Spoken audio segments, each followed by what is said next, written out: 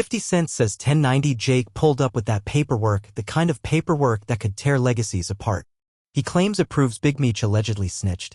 And now 50's going full throttle, posting Tammy Cowins and teasing the truth and nothing but the truth coming soon.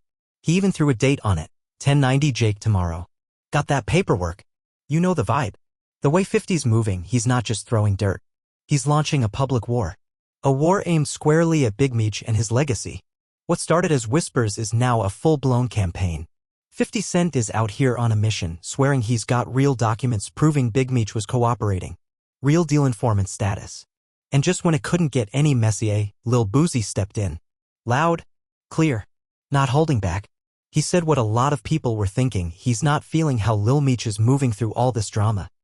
Boosie even blasted that Welcome Home concert, saying it was canceled like he predicted. He said, if someone disrespected my pops like 50 just disrespected Big Meech, I would have exploded on sight. That's when Lil Meech must have felt the heat. Instead of firing back with words, he made a power move, no replies, no typing, just action. Lil Meech pulled up standing next to 50's sworn enemies Ross and Floyd Mayweather. That wasn't a coincidence. That was a message. And you better believe 50 got that message loud and clear.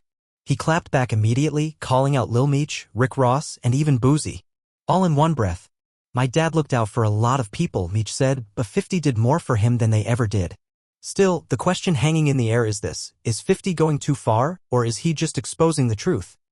Because now it's not just talk, it's about paperwork. And 50's waving it around like a trophy. He's saying this isn't gossip. This is solid evidence that Big Meech worked with the feds. Put your back against the wall and just slide down. That's how real it's getting. Oh, and by the way, 50 made sure to plug his car show June 7th, tickets online. Always business with him, no matter how personal things get. But let's rewind. Just weeks ago, Meech denied everything. Flat out said he never snitched. Never folded. Stood tall. And people believed him until now. 50 says he's got court records, dates, names, signatures, all of it. The kind of stuff that can't be ignored. He's pointing at Tammy Cowins, saying she's the link. According to him and 1090 Jake, the paperwork connects her to a major federal case. That's not a light accusation. If true, it raises one massive question: how did Big Meech's sentence get cut short? Tammy wasn't just some casual friend in Meech's circle. She was one of his closest allies. She helped produce BMF, the series based on his life.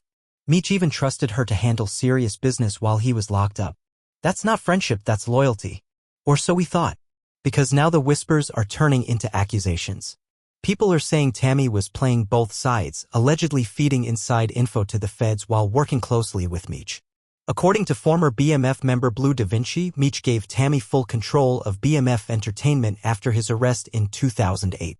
But by 2009, she allegedly flipped and started working directly with the FBI. If she was helping the feds before Meech's sentence got reduced, that's a bombshell. So did Meech know? That's the million-dollar question. Was he quietly cooperating through Tammy without ever signing anything? Some folks say this is just a reach. That even if Tammy cooperated, it doesn't mean Meech did. His name never shows up in those documents as an informant. Not once. But 50 is doubling down. Here's where things get technical. In the Fed world, there's something called third-party cooperation. That's when someone like Tammy drops info that helps reduce someone else's sentence and the person benefiting might not even know it. No signatures. No sit-downs. Just results. So technically, if Meech didn't meet with the feds himself, you can argue he didn't snitch. But if he knew what Tammy was doing, that changes everything. Now 50 is flat out saying Meech did know. That he gave Tammy sensitive information she handed to the feds. But the paperwork isn't crystal clear on that. It's messy. And that's why this whole thing is so explosive. It's a street code gray area. Cooperation without direct involvement.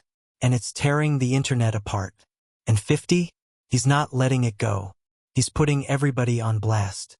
Even Boosie. Why? Because Boosie said he didn't like how soft Lil Meech handled 50's accusations.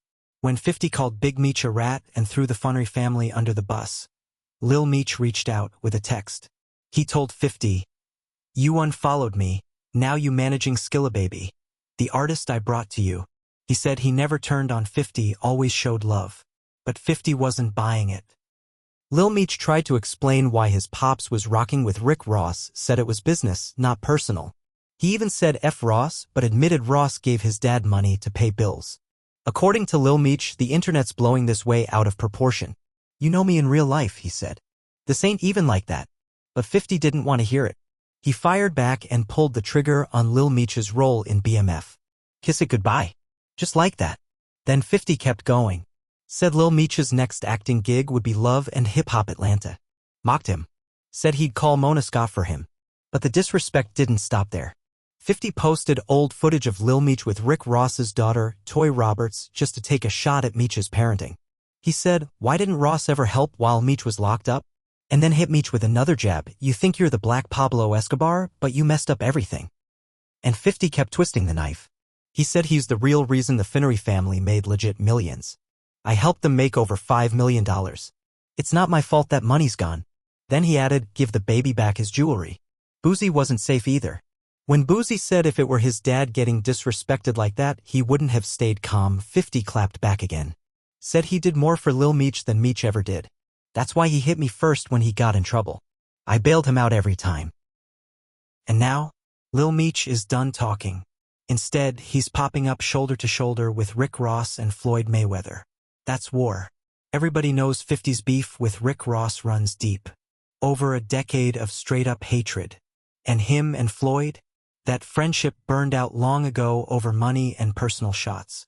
So Lil Meech chilling with both of them? That's a power play. February 21st. Lil Meech posted a photo with Floyd and Ross, all smiles, kicking it at Lucky Strike Bowling in Miami.